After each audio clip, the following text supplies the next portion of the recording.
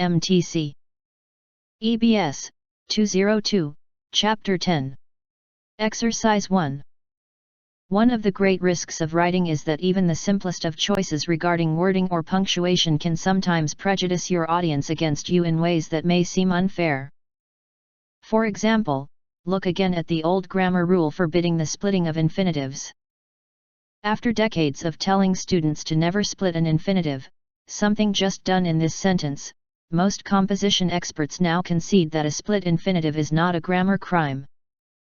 Suppose you have written a position paper trying to convince your city council of the need to hire security personnel for the library, and half of the council members, the people you wish to convince, remember their 8th grade grammar teacher's warning about splitting infinitives.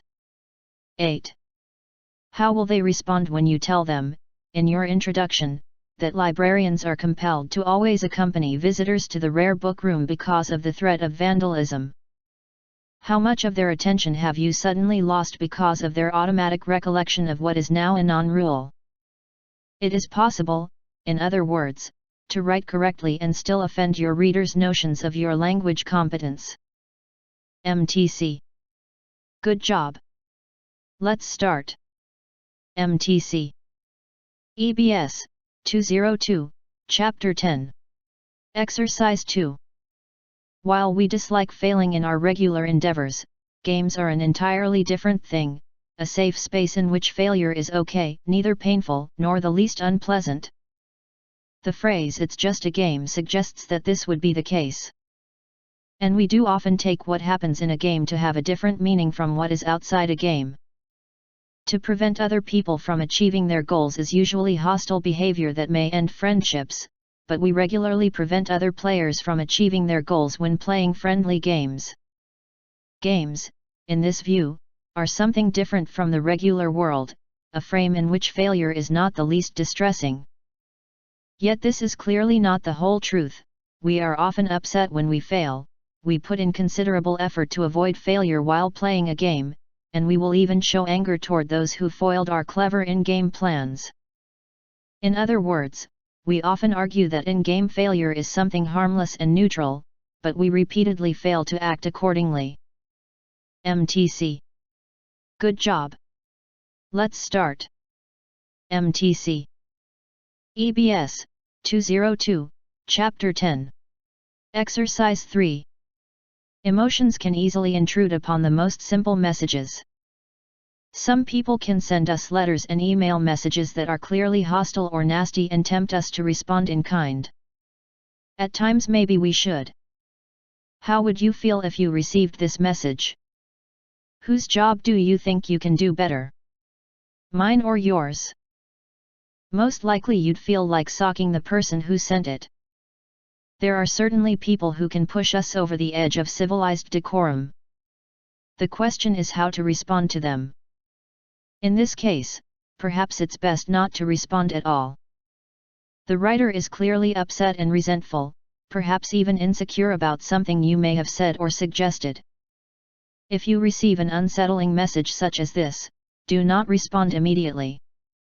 No matter how justified or outraged you feel, your emotions will get the better of your ability to express your thoughts and, ironically enough, you may end up appearing the aggressor.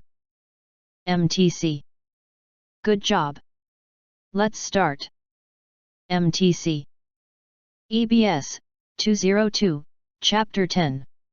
Exercise 4. Within my family, obtaining a university degree was never presented as a choice. I was exceptionally lucky because my parents always cultivated in my sister and me deep admiration for academic and professional achievement. As I grew up, my parents would repeat again and again that education was an investment that would always yield returns. They convinced us that knowledge was the one thing in life nobody could take away from you. Money, properties, even loved ones could disappear. But not knowledge. This thinking had acquired greater meaning in our new context as recent immigrants facing significant scarcity. In these circumstances, the promise of a better life depended on my parents' ability to exercise their professions in the United States and on the education my sister and I could obtain. There seemed to be no American dream without a college degree. MTC Good job. Let's start. MTC. EBS, 202, Chapter 10. Exercise 5-7. While she was going to Eleanor Hales's place, Anika kept thinking about the baby elephant. Eleanor Hales, Anika. Would he still be alive? She thought. As soon as the car stopped at Eleanor Hales's place, Anika burst out of the car. Eleanor Hales, Anika. She was in a hurry to see if the baby elephant was still alive. Then she saw an older woman who was standing with her arm around an eland, a large African antelope. She was talking to some people and patting the eland. She looked over at Anika and then walked over. Anika. She was barefoot. The eland followed her. You must be Anika, she said. Anika. I'm Eleanor Hales. Her voice was very English, clipped, and no nonsense. Eleanor Hales. She had kind eyes. Anika blurted, Is he still alive? Is the baby elephant still alive? Can I see him? Anika. Mrs. Hales laughed and said, Yes, he is. He's still weak, but he has a good chance of surviving. Hales. A sense of comfort filled Anika. Anika. I've named him Kyoko. I will show you around, Mrs. Hales said. Kyoko. Hales. Mrs. Hales took Anika to where they were taking care of elephants. Hales. Anika. There were 2 other small elephants. All of them were having a mud bath out front. Kyoko was there. Kyoko. An animal caretaker was rubbing cool, muddy water behind Kyoko's ear. Kyoko. Kyoko leaned against her and touched her with his trunk. Kyoko.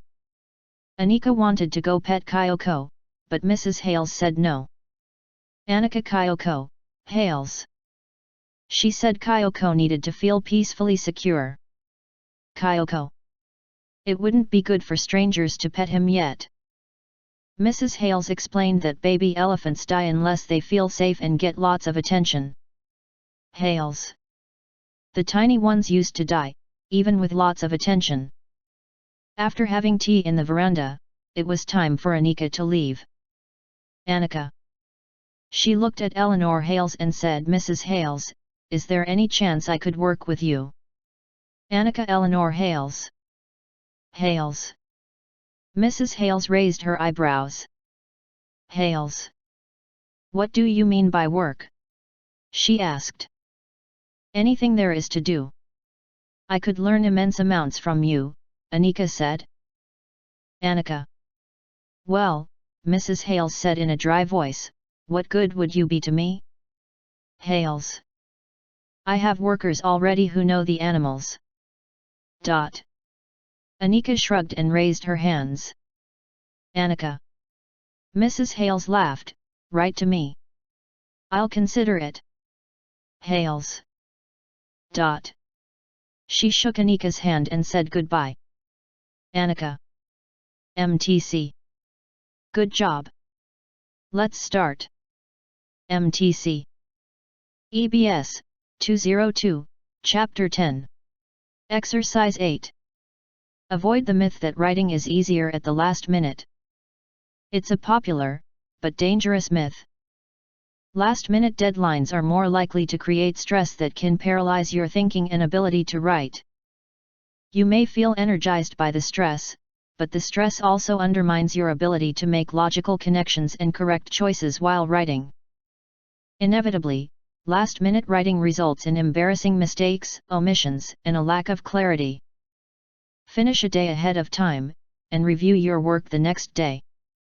Never post, publish, or submit a project immediately after you finish writing. Instead, put it aside for an hour, or even better overnight. Then, carefully review what you've written. Always read what you've written out loud. Reading out loud will reveal errors and omissions that you didn't notice the previous day. Reading out loud helps you locate run-on sentences, awkward phrases, and unnecessary ideas. MTC. Good job. Let's start. MTC. EBS, 202, Chapter 10. Exercise 9. Composers compose music. They write down a series of dots and lines on a page, then performers come along with their instruments and voices, look at the dots and lines on the page, and make sounds from them. It's all very mysterious. Or is it? After all, these words you're reading are just another series of dots and lines. You know what they mean, so you can look at them and make sounds, and sense, from them. So maybe music is really just another language, with its own meaning, but there is something more magical about music than about any other language. The range of sounds is far, far huger than that of any spoken language, and because they aren't tied to any specific meaning, the sounds can express much more. There's no musical sound meaning sausage or dirty laundry, for instance. On the other hand, a musical sentence, or phrase, can sound happy, sad, thoughtful, nostalgic, and eager all at the same time. Words would get exhausted if they tried to express as many meanings as that. MTC. Good job. Let's start. MTC. EBS, 202, Chapter 10. Exercise 10. In judging that a particular explanation is the best one, you need to compare it with other possible explanations, and the more alternatives you are able to imagine, the better your judgment is likely to be. In science, a chemist working with the same data as their colleagues may reject an obvious explanation of the phenomena because they have the intellectual ability to imagine a range of different explanations and the judgment to be able to choose between them. Similarly, when you make a moral judgment about someone's behavior, not only do you need to look at what they actually did, but you also need to imagine what they could have done. If someone does something bad, your judgment is likely to be harsher if you think there were better choices available to them, and more lenient if you think they really had no choice. MTC. Good job. Let's start. MTC. EBS, 202, Chapter 10. Exercise 11. Solving the productivity problem is a double-edged sword. As soon as the business sector raises productivity and salaries start to rise in absolute terms, wage disparities between poorly trained and highly trained workers are likely to become more pronounced. While the rising tide of higher salaries will lift more people above the poverty line, the income differences among different sectors of society are likely to grow. As companies strive to become more productive as well as more innovative in differentiating their products from their competitors, they will increasingly either spin off low-paying, low-value jobs to third-world countries or eliminate them altogether through automation. 3. The remaining high-value, high-paying jobs are thus likely to require an increasingly well-educated labor force. In an economy dominated by innovation and mass customization, the highly skilled and the highly trained are likely to prosper. MTC. Good job. Let's start. MTC. EBS, 202, Chapter 10. Exercise 12-14. Once upon a time there was a woman named June. June was the widow of a successful entrepreneur. Over a period of 26 years her late husband, Walter, had built a family-owned corner drugstore into a chain of 58 stores with annual sales in excess of $326 million. Walter 2632658.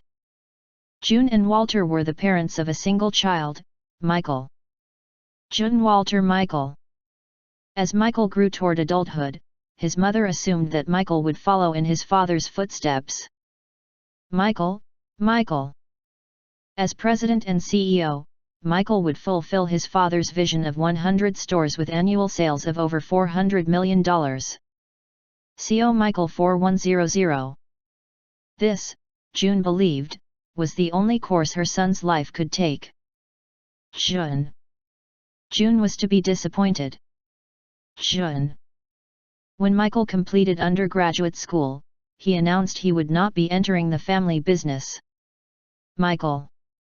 Upset and worried, June sought the advice of an old family friend. June. The old friend, who happened to be a retired high school principal, listened patiently as June wandered through various stages of grief denial, anger, depression, and back to anger.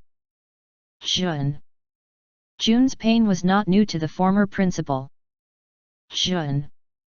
He had witnessed this frustration in other parents. Knowing June's disappointment was genuine, he agreed to talk with Michael. Michael arrived early for their appointment. Michael.